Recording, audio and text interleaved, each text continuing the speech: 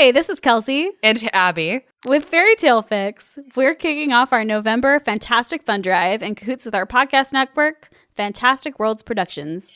So making this podcast is absolutely a dream come true for us. We've literally been talking about doing this for 2 years at this point, and it's incredibly fun to make. But did you know that it's also really expensive to make podcasts? That's right. Our website upkeep, hosting fees, audio equipment, editing software, and just our time really add up when it comes to keeping this thing going. As our producer says, it pays in the negative bucks. Dustin does say that a lot. Yep. That's why we pay you the no bucks. So we could really use your help with it, but it's not for nothing. If you join up, you get extra content like extra episodes. We'll also be releasing our original pilot, some other behind the scenes type stuff, shout outs to people who join at our producer level. Cool swag, probably with my cat hair on it. Mm-hmm. Yep. All starting at $3 per month. You have to pay extra for the cat hair at the cat hair tier. Or Abbie's dog hair tier. Or you can have some of Obi's hair. You know, for anyone who joins at one of the higher tiers, I will sprinkle some of Obi's hair on top of your shipment just so you can feel extra good about it. Also, extra incentive for this month, every person who signs up for our Patreon from now until the end of November will get entered to win a gorgeous, illustrated, complete first edition copy of the original folk and fairy tales of the Brothers Grimm, in addition to some podcast swag. This book is gorgeous. And the swag is dope. Yep. Gorgeous book, dope swag. And all you have to do is pay us like a cup of coffee a month to get all of this stuff. We've got some great Patreon content coming for you this month. So follow us on Instagram, Twitter, and Facebook for updates. And check out all of our Patreon perks at fairytalefix.cash. Goodbye. Goodbye. Enjoy the show. And thank you. And they lived happily ever after. The end. Give us that gold, baby! Feelings are the worst. I know. I hate them. And yet I have so many. So many. So many feelings.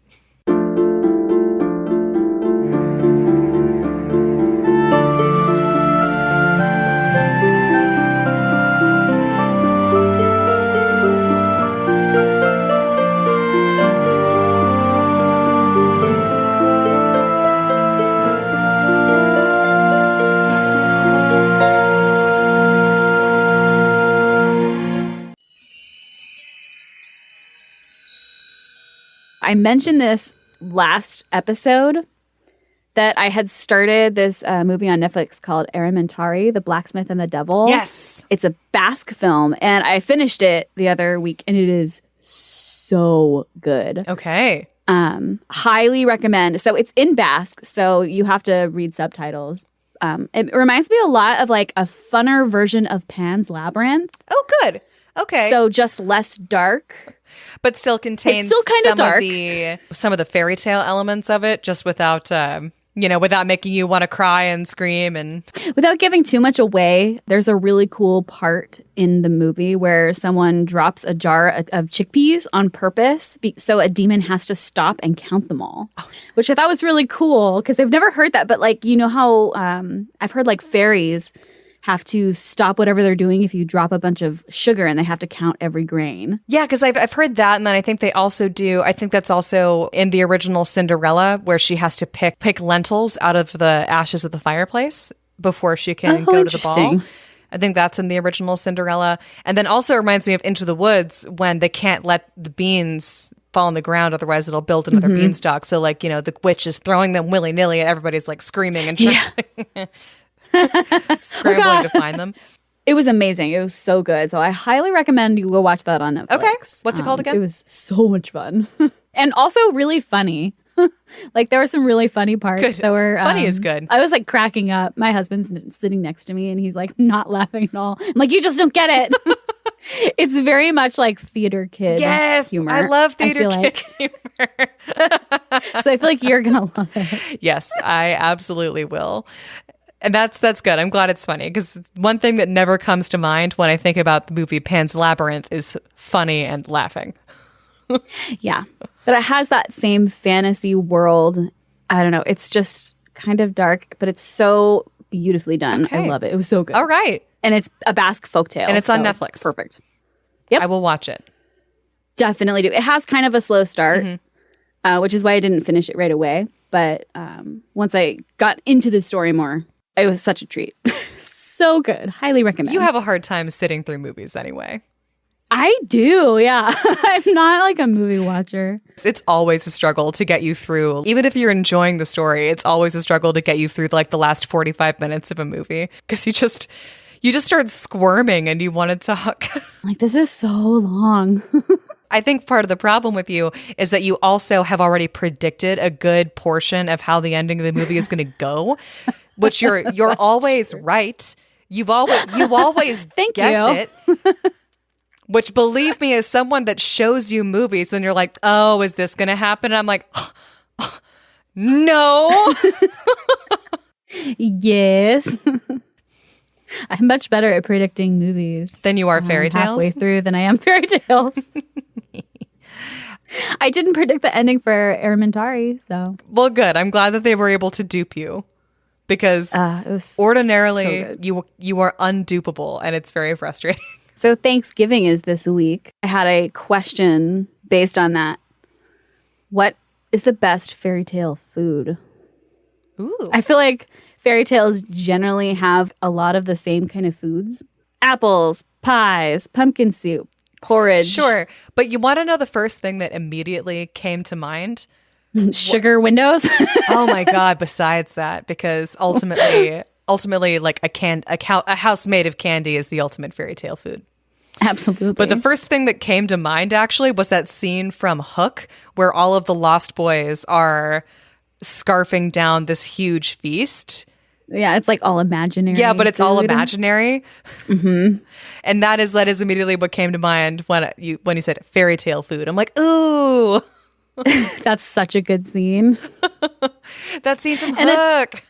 It's all like, I haven't seen that movie in a while, but it's like colorful and weird looking. Yeah. It's not like real food. It doesn't look like real food at all.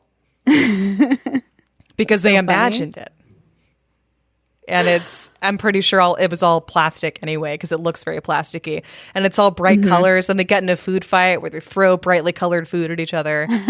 That's fun. And then Robin Williams' grown-up Peter Pan character learns to laugh and be a kid again. And it's a great scene. It is. That's one of the only movies that makes me cry a little bit. It's always like makes me sad. Not sad, but wistful nostalgia. Yeah. Well, and that's another thing. It's very difficult to get you to cry at movies. You know, that one does we'll be it. watching Oh my gosh. we'll be watching something really heartfelt or really heartbreaking, and I will be sitting on the couch next to Kelsey, just an absolute mess, trying to hide it in my sleeve so that she doesn't notice and make fun of me. Oh, And she'll because just be I a will. rock. Because I do. I look you over will. and I'm like, ha, ha, ha, pathetic. You do. Oh, gosh. Yeah. The only other movie I can think of that really makes me cry, which is stupid, is 13 Going on 30. I don't know why, but that one scene where Jennifer Garner, right? She's like... Yes, it is Jennifer Garner. Crying about... I think it's sympathetic crying. She gets all sad and like...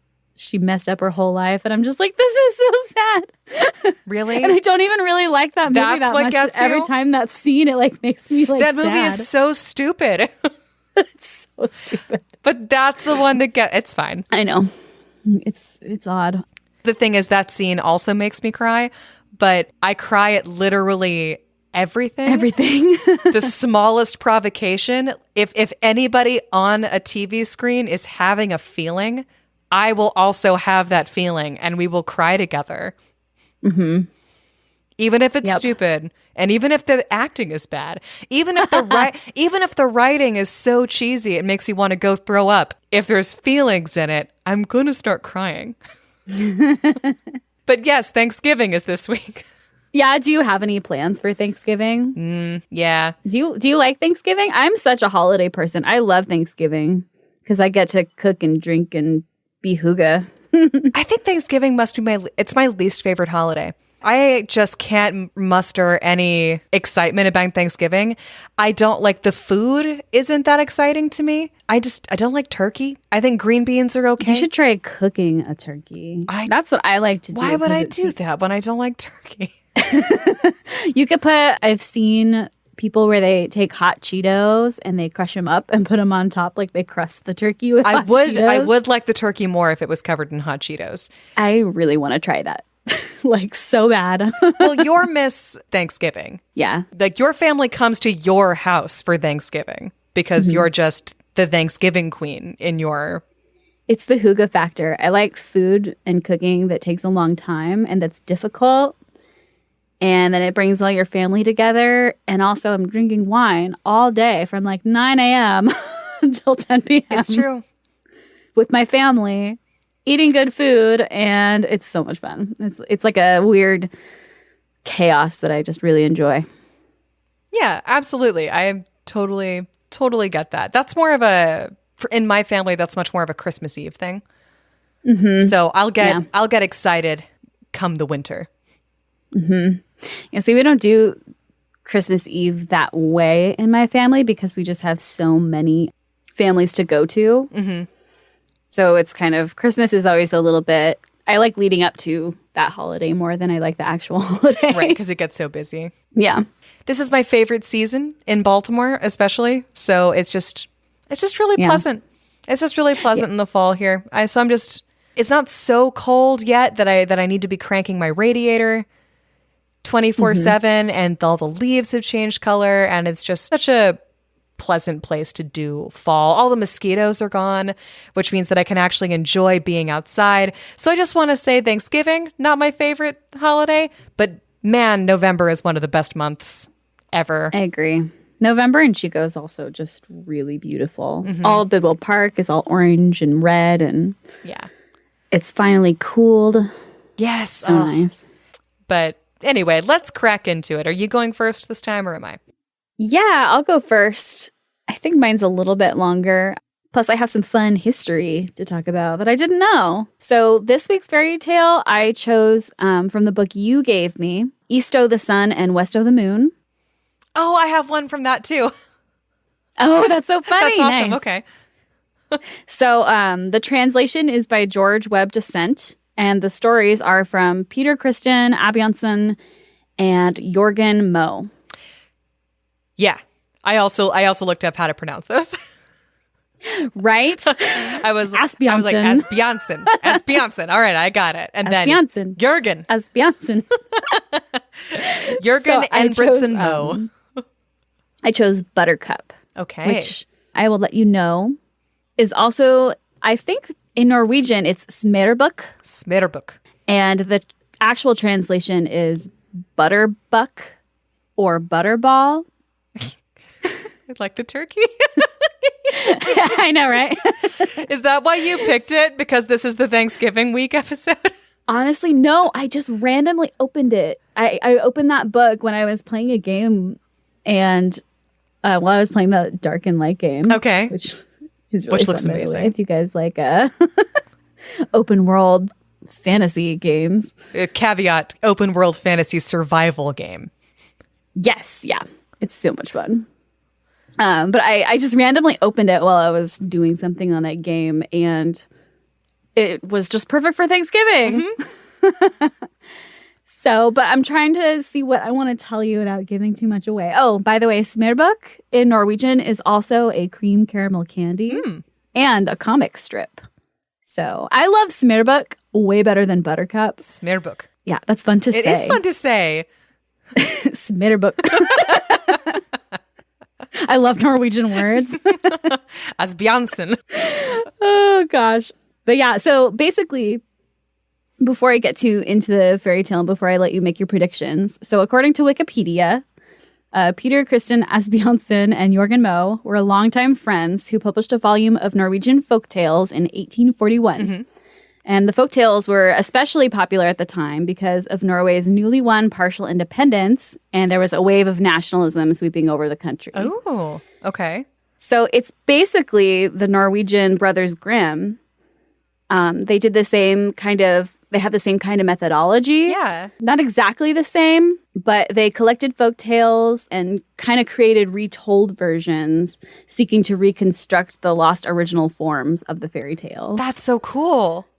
And I didn't even know they existed. I've heard of the Brothers Grimm, but I've never heard of Asbjørnsen and Moe. They're really popular in Norway, and the Brothers Grimm, you know, it was around the same time, so they highly praised their work. Really? So they got great recommendations from other collectors of stories. Yes. That's so great. Of just getting their local oral traditions put down in a collection. Yes, I thought that was so cool. That is really cool. I have never heard of them, and it was really neat, like, learning about them. I'm glad they did, because now we can read them. Yeah, and this one was really good.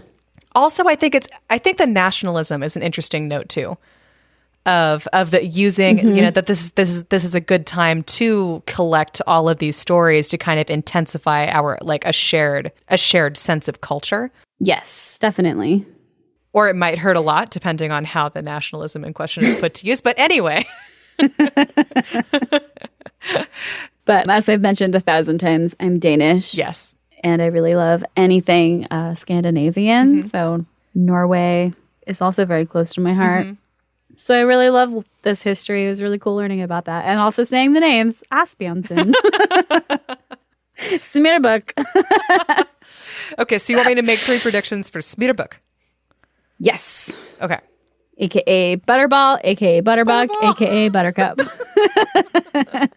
I like that it has so many names. I am going to say that Buttercup is probably a lady, a human lady. Okay. Because prediction 1. That's my brain immediately went to the Princess Bride. Princess Buttercup. Princess Buttercup. I don't think she's a princess. I think she's a beautiful commoner. Maiden. Is that a second prediction?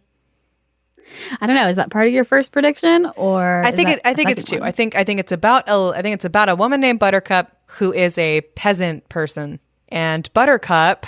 I feel like those 2 are really obvious. I really want to go out there for prediction number 3. Okay. If I just keep guessing goblins, eventually there will be goblins. Yes. That's not my prediction. It's not just going to be just goblins. You're not going to go that far out on a limb. Go that far on a limb and say there's goblins in this. But I feel like I've guessed goblins like the past 3 times and it still hasn't happened. And I really want goblins.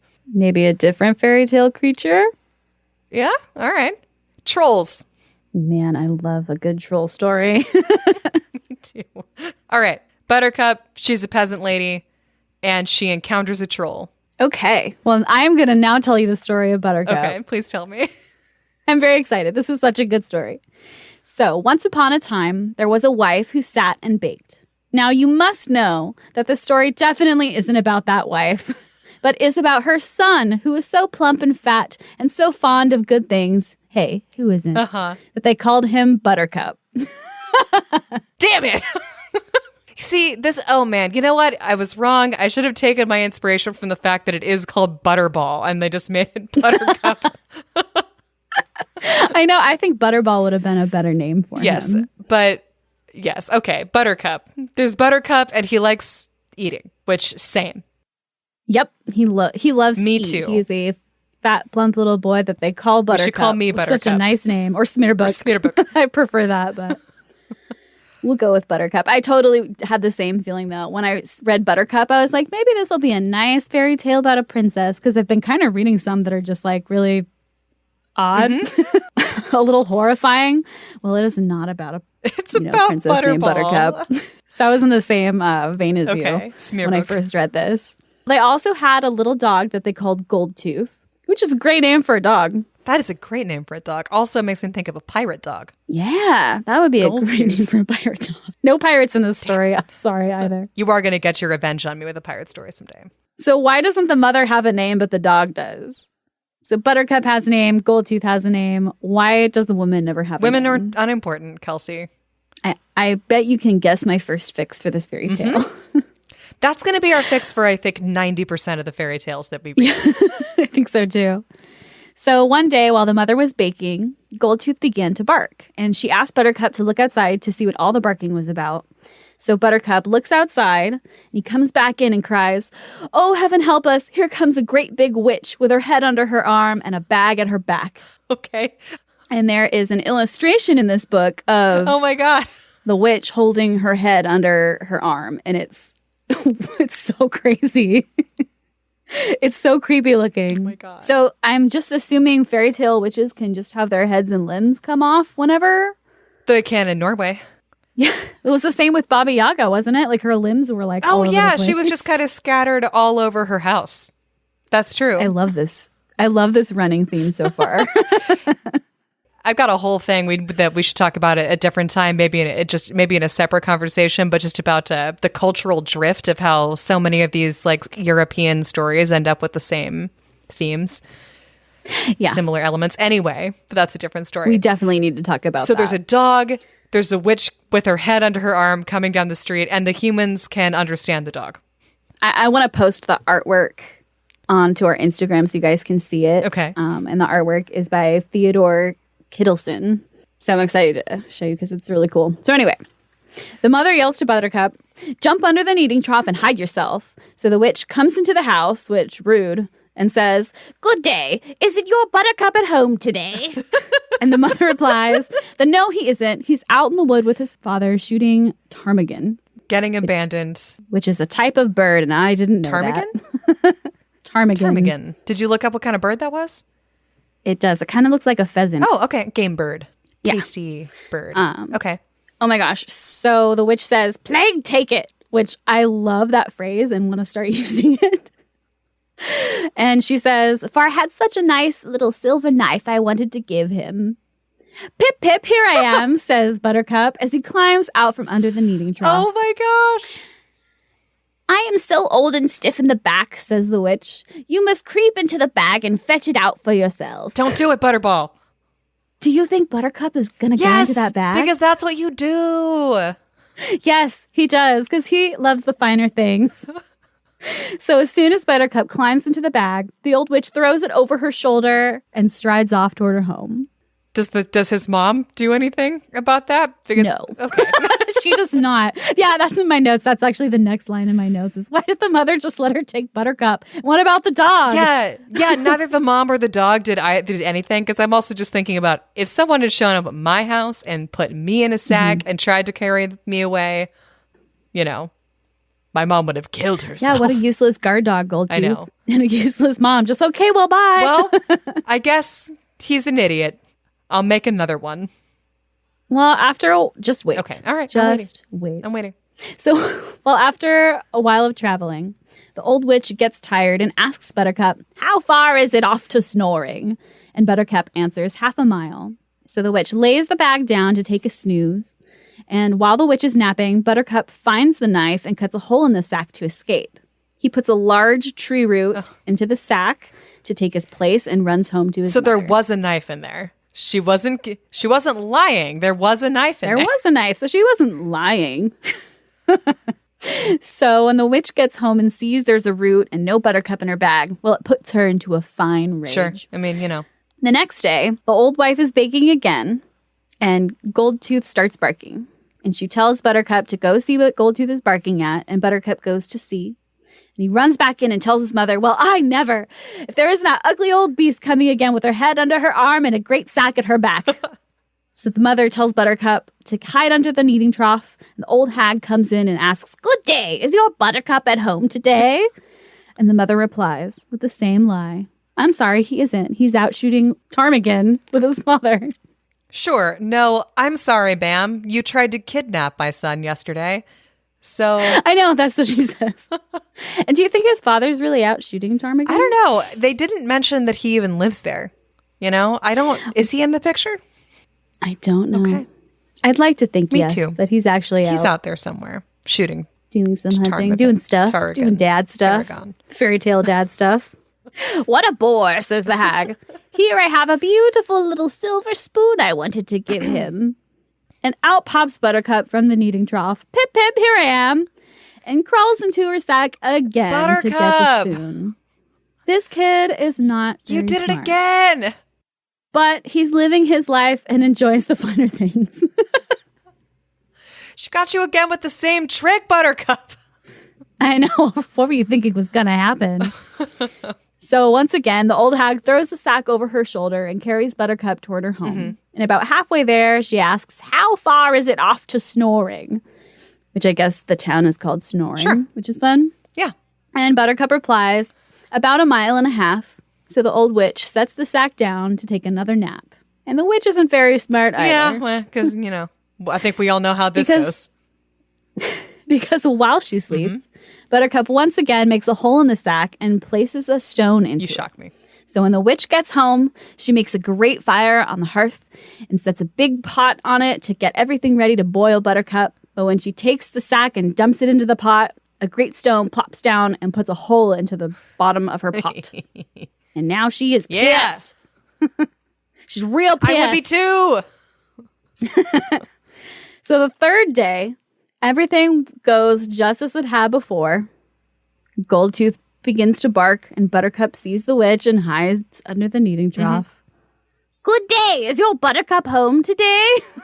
Again, casual, like she hasn't been there the past 2 days, like trying to capture your son. Right? Why does the mom keep letting her in? Great witch voice, by the way. Thank you. I practiced. I'm not good at doing voices, but she's got to have a voice. So the mother replies, you're very kind to ask after him, but he is out shooting ptarmigan with his father. What a bore! Here I have such a beautiful silver fork for him. And Buttercup obviously needs that complete set. He does. So out pops Buttercup. Pip, pip, here I am. And he crawls into her sack once more for his prize. But this time, the witch sets off as fast as she can, and she goes straight home with Buttercup still in the sack. Good. Okay, so at least she learned. Fool me once. Fool me twice. The old hag says to her daughter when she gets home, now you must take Buttercup and kill him and boil him nicely till I come back, for I'm off to church to beg my guests to dinner. She's off to church? I know. I love that she's off to church. She's off to church? The Church of Satan? Maybe? Or, I mean, no, but honestly, okay, so Brett, I really get a kick out of the thing is like the Church of Satan is full of very nice people.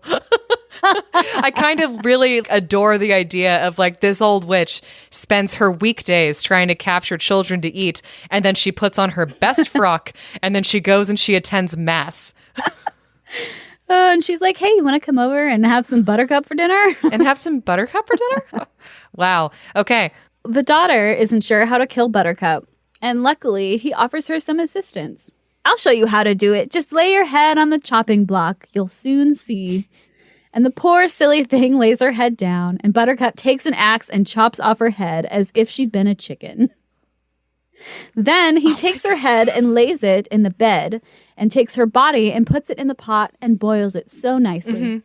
After he's done this, he climbs up on the roof with the great root and the great stone that he had tricked the witch with before.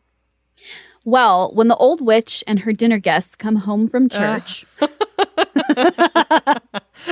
and see the daughter's head lying in bed, well, they just think she's asleep. Aww. So the hag goes to taste the boiled Buttercup. Kicking the kid. And she says, good by my troth, Buttercup broth. And down from the chimney, Buttercup calls, good by my troth, daughter broth.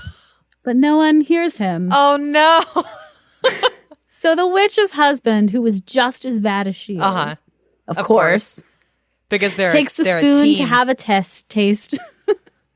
And he says, good by my troth, Buttercup broth. And Buttercup once more calls down the chimney, good by my troth, daughter broth. So they hear him that time, and everyone, all the dinner guests, are wondering who's sitting on the roof speaking down the chimney. So they go outside to see, and Buttercup throws the large root and stone down, breaking all of their heads to bits. And then he steals all of the gold and silver in the house and goes home to his mother, a rich man, and lives happily ever after. Yay! Buttercup! Wow. Wow. Wow. I know it ends so abruptly and violently. Yes, it really does. I kind of love it, though. I am glad that they never had to actually really know that they ate their daughter. You know, Buttercup was merciful. Yeah. Oh my gosh. In that sense. So with this story, I'm like, obviously this tale is about not trusting strangers. But I also hate that he's rewarded at the end for being such a greedy little monster. Yeah, and for being just as murderous as the witch who was planning on killing him. Right? Isn't that awful? Because I feel like there's also... I read this and I was just like, what the fuck? There's a bit of a mixed message too, of sure, don't trust strangers, but also be very polite when they tell you to get in their sack. If a witch swoops up your son in front of you and stuffs him in a sack and then starts carrying him down the road, it would be pretty gauche of you to chase her down the street. Is there anyone worse than fairy tale parents? No, there really isn't. Really lucky we don't have fairy She's tale like, parents. oh, well, if he's going to go, he's going to go. You have to let them go sometime. That is a wonderful story. That was very good. Smørbukk. Smørbukk, Buttercup, Butterball. AKA Butterball. It's amazing. My fix is definitely that Buttercup just gets boiled and eaten by the coven of witches for being such a gullible, greedy little monster. I mean, maybe it's the villain's sympathizer in me, but I hate that he just gets rewarded for not listening to his mom, being fooled by the witch 3 times. Yeah, no edits. I totally agree with you. I think that he should have just gotten eaten because he got fooled by the witch 3 times. And she did not get fooled a 3rd time. She brought him all the way home. She didn't stop to take a nap the 3rd time, which means that she is the winner and deserves to eat this child. Absolutely. And the poor daughter. Yeah, what did she do? She was also gullible and stupid. Yeah, I guess. Here, just rest your head on this chopping block. I'll show you how to Everybody's kill me. gullible and stupid except for witty, greedy children. Oh, goodness. Amazing. Oh, Buttercup. Oh, Buttercup. Yeah, I got nothing. I guess the only other thing that I would fix about that story is, hey, lady, that needs a name of some kind. Just gonna let the witch walk out of your house with your son in a bag 3 times. Just gonna let that witch take your son? We're just gonna let that happen, aren't we? No comment. Maybe she didn't like Buttercup very much. She's like, meh. Kind of sucks, honestly. Maybe she was kind of hoping this would happen. Anyway, that was a fun one. I liked that. I'm excited to read more stories from Asbjørnsen and Moe. Asbjørnsen. That's such a hard one to say, but I've been practicing a lot. Yeah. Oh, God, it's so good. You're welcome. Oh, yeah, and your predictions, I think they're all wrong. Except for that it wasn't a princess, it was like a peasant. Does that count? I said that Buttercup would be a peasant person. I'll give you that one. I don't think they sound like peasants, though. They don't sound like not peasants. That's true. Because he steals all the witch's gold. That's true. And then he went home a rich man. Okay, yes. Then I say... Rags to riches. Then I say that he was a peasant, and I will take my point. I want to know about this witch church. Yeah, what church is she going to?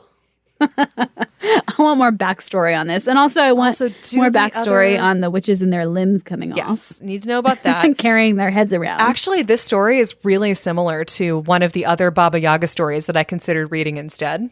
Last episode, it's about a young boy who gets captured by Baba Yaga and she brings him to her house and then she asks her daughters to cook him. She leaves on an errand and then he kills her daughters and then kills her.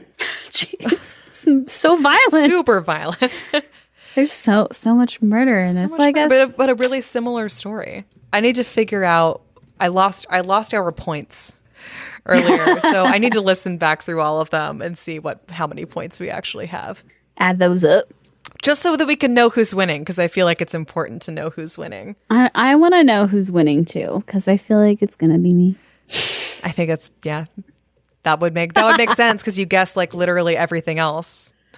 It's hard to guess. I think we're gonna get better at it, but it's hard to guess from just the name of the story. Yeah, especially like as we start, I'm very excited to make you guess for mine that I've got.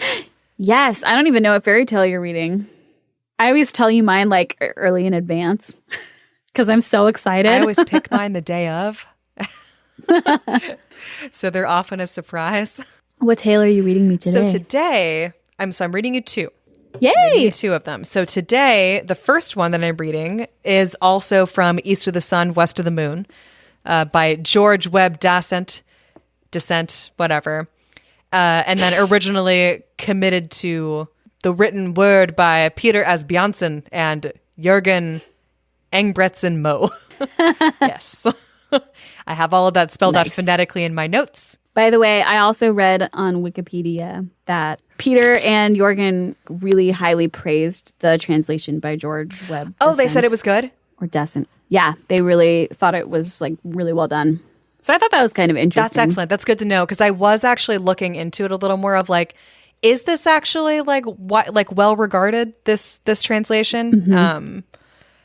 But I guess it was. They gave it high praise. That's good to know, because as neither of us speak Norwegian, or is Norwegian the language in addition to the I think region? it is. Okay. But I mean, I think Norwegian is its own language. In fact, this book, the writings of the fairy tales that Peter and Jørgen did, actually contributed to the Norwegian language. Really? I didn't read too much about that, but I didn't get too into it. But yeah, that was part of why it was so highly regarded and why people loved the story so much. Wow. And it's considered just such a huge cultural importance. Okay.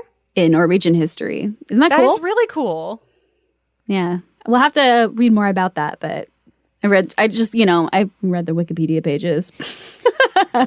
That's where I've been getting all of my notes. By the way, you should definitely donate to Wikipedia. Yes, it's such a... Remember back when we were in like high school and all of our teachers told us not to use Wikipedia as a primary source? Yeah. Wikipedia is amazing. Fools. It really is. So yeah, go donate $1, please. Yes.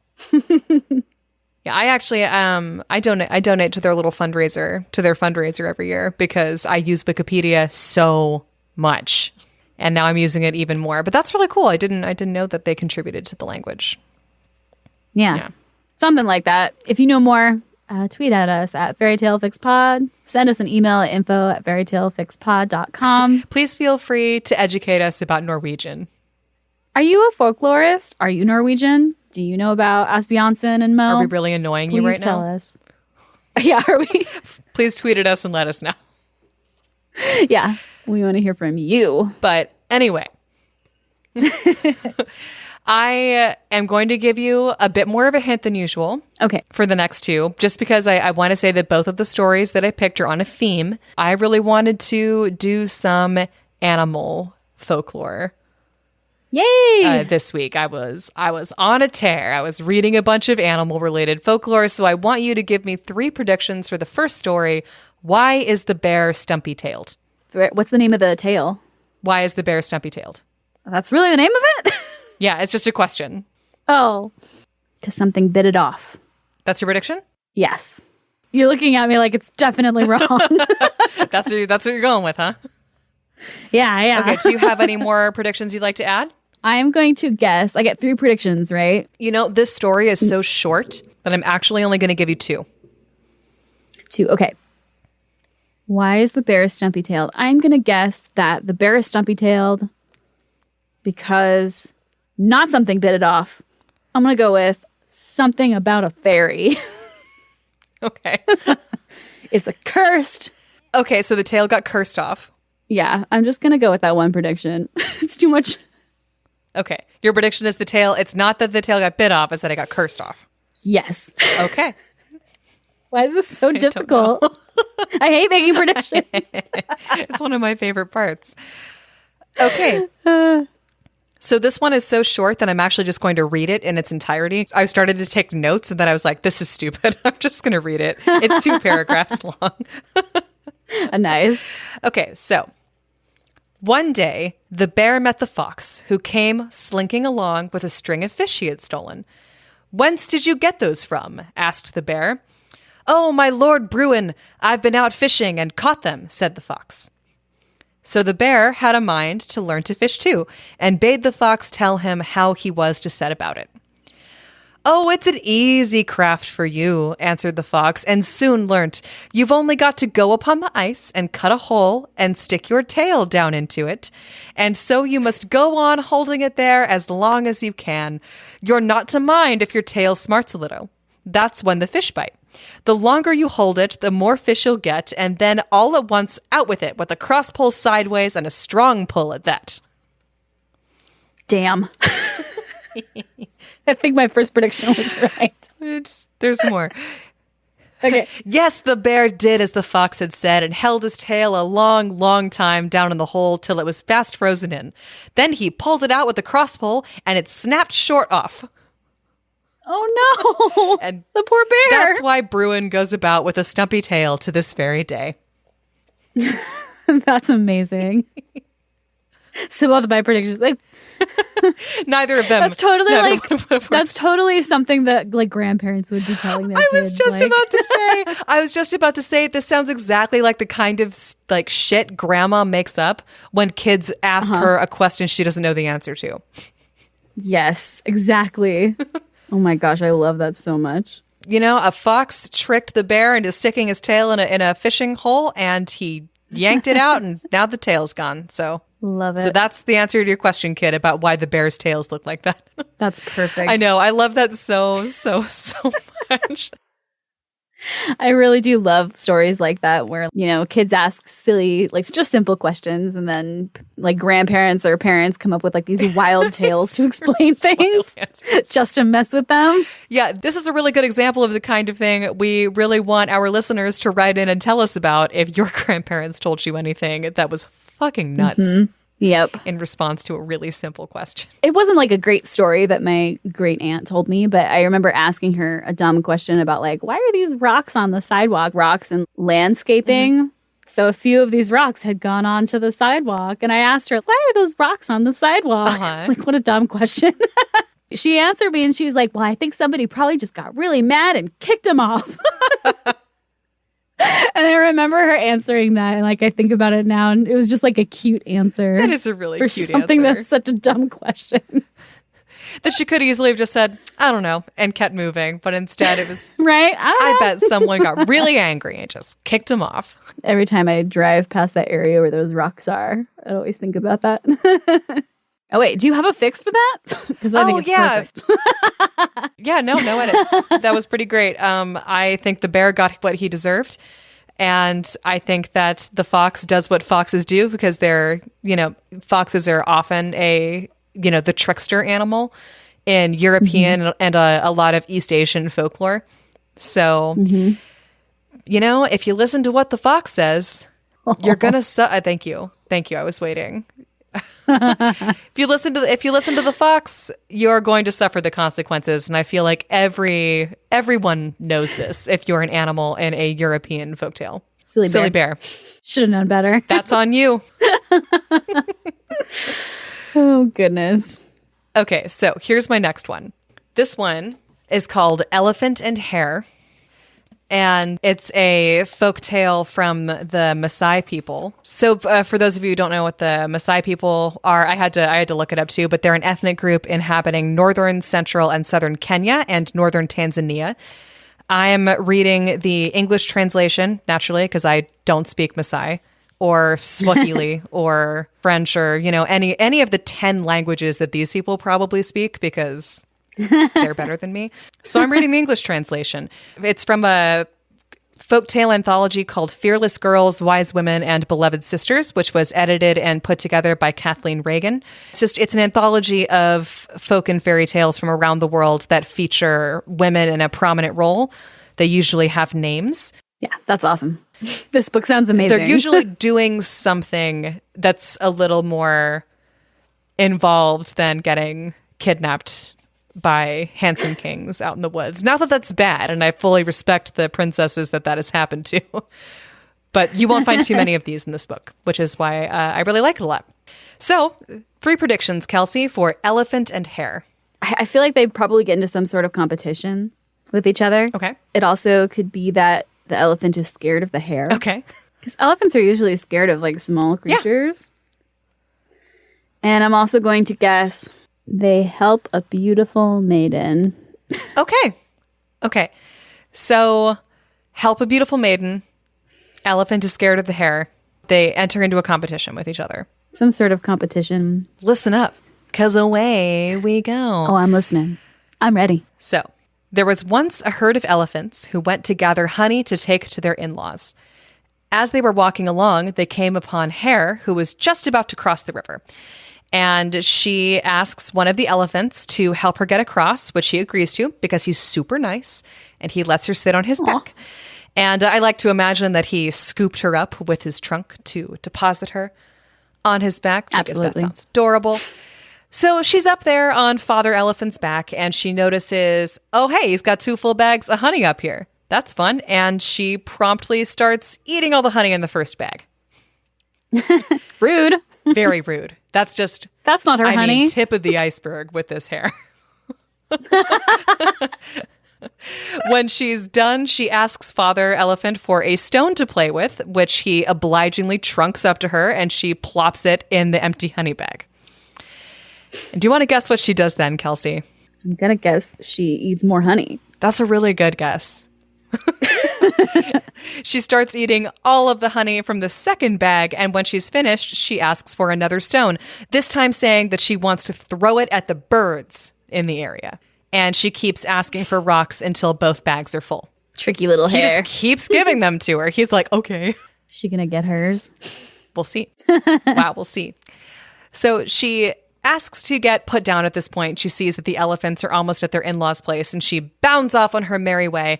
And soon after that, Father Elephant finally thinks to check his bags, and lo and behold, they're filled with stones. Aww. He goes, what? Yanks his head up. He's looking all around. And it must have been pretty soon after they dropped Hare off because they can still see her bounding away off in the distance. And they dash off after her and they actually catch up pretty quick. I guess they are elephants. And if elephants are running somewhere, like it's got to be one of those, the startup speed is probably pretty slow. But once you get some momentum going, I bet they're pretty fast. I bet so. And they're big, huge, so. And hares are small. Even a small step, they go very quickly. Yeah. Very far. So just as they're about to grab her, because they've caught up to her pretty fast, and again, I imagine it has something to do with trunks, just like, nah. That's the noise that trunks make. Abbie's also flailing her arm wildly like it's a trunk. I should probably be like, I'm just going to try to attach it to my nose and flail it around. Anyway, just as they're about to grab her, she dives into a hole, but not before one elephant gets a hold of her tail. And this is super weird and gross, but the book says that the skin from her tail peels off. What the fuck? Oh, no. What the fuck? Okay. Just skin, tail, right off. Just like the poor bear from the first story. Don't worry. It is a what the fuck fairy tale podcast. Yeah, this is what we do. It's our bread and butter. We don't make up the rules. No. Anyway, the skin from her tail gets peeled right off, and then another elephant gets her leg, and she cries, "Oh, you have hold of a root, mistaking it for me!" And so he lets go of her leg and then goes back in to try to get her, but now he really actually does get hold of a root on his next try. And Hare pretends to shriek with pain and yells, "Oh, you have broken my leg!" And while he's struggling with the root, she manages to maneuver her way out of the hole and scamper off as fast as her legs can carry her, right around the time that Father Elephant triumphantly just pulls up the root.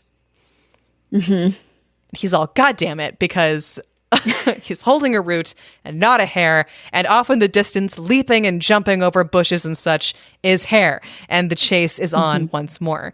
So Hare passes by some herdsmen, which cattle, presumably, because this is a Massai story, and yells to them, "Hey, you guys see that elephant over there? He's running this way because he's after you, so you better run too." She's very quick. She's very quick. She's a fast talker. And she continues on, and the herdsmen dash off. Elephant sees the herdsmen running, and he catches up to them because he thinks that they're also chasing the hare. Because in Elephant's mind, that hare is super fucking annoying, so what would anybody else be doing with their day than trying to get this hare? He runs up to the herdsman, and he says, "Hey, have you seen a hare with a skinned tail around?"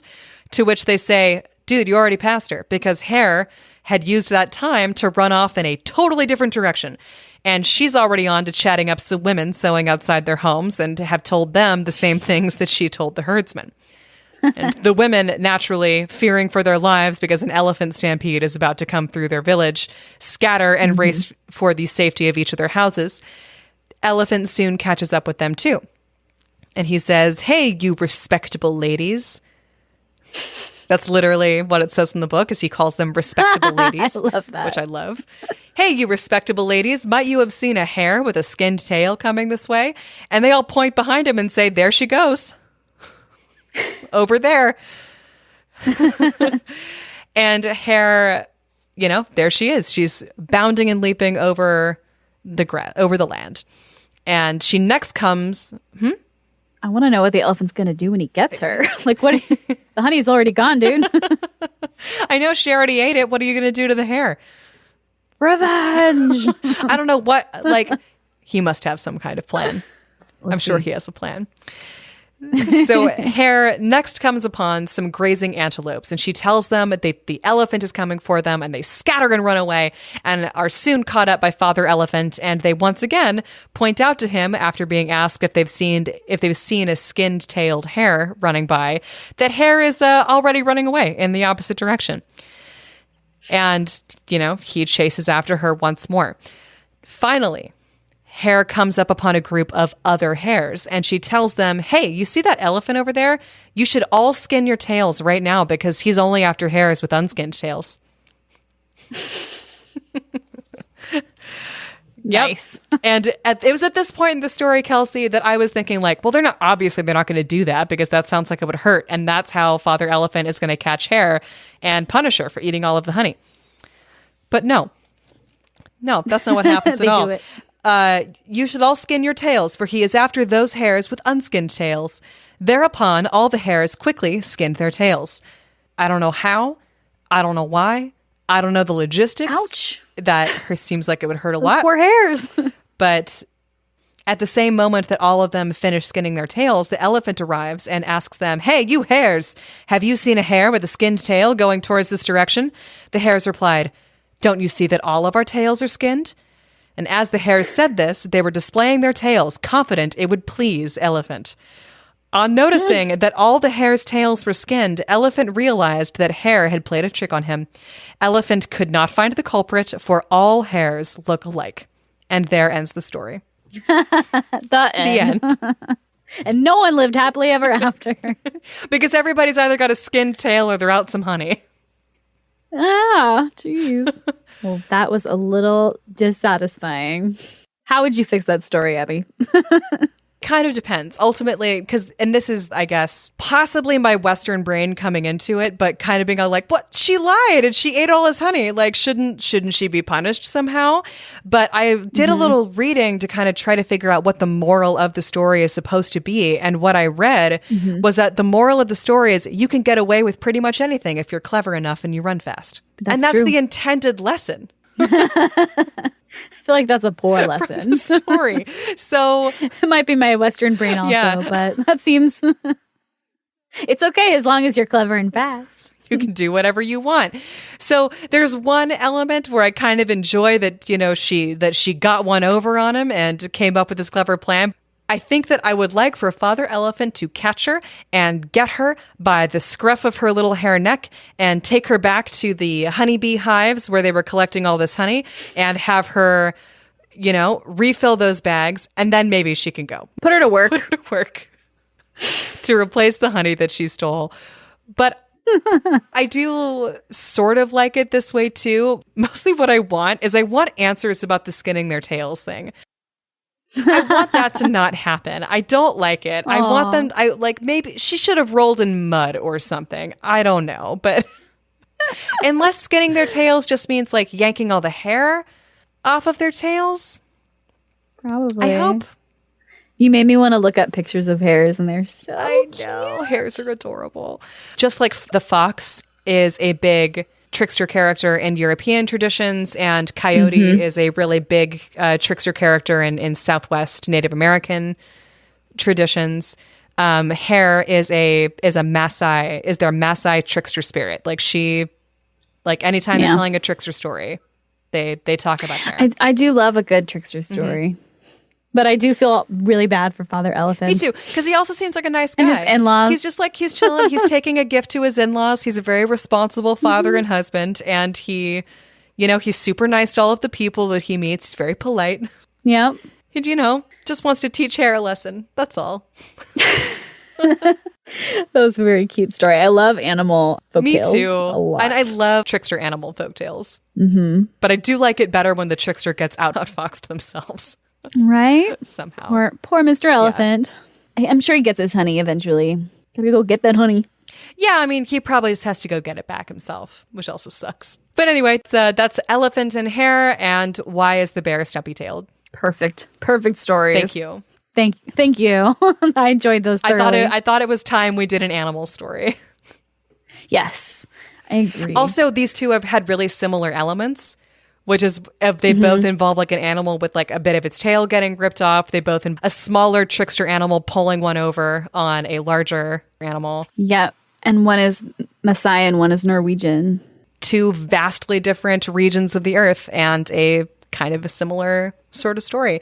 Mm-hmm. Going back to the why is the bear stumpy-tailed, we were talking about how fox is a devious and tricky animal in most European folktales. So maybe it's bear's fault that his tail got stumped off because he was stupid enough to believe anything that fox said. Since hare is also a known trickster animal in Maasai culture, isn't it also a little bit on Father Elephant for trusting her back up there with his honey bags?